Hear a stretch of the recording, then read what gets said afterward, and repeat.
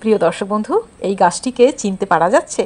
এটাকে কিন্তু এক এক অঞ্চলে এক এক নামে ডাকে, যেমন বনধনিয়া বা চিনিগুড়া গাছ, অথবা কেউ বলে মিশ্রি দানা, আর কেউ বলে তালমাখানা, আবার কেউ বলে মিঠা পাতা, ফুরফুরা, চিনি পাতাও বলে কেউ কেউ।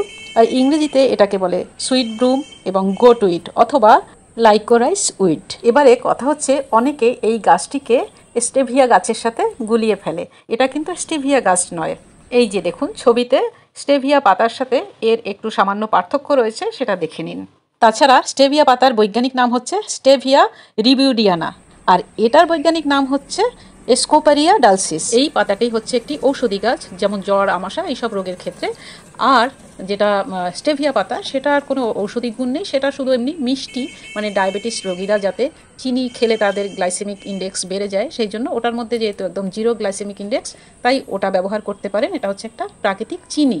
তবে হ্যাঁ, বনধনিয়া যদি কেউ রোগের জন্য মেডিসিন হিসেবে ব্যবহার করতে চান, তাহলে অবশ্যই একজন বিশেষজ্ঞ কবিরাজ দেখিয়ে করবেন।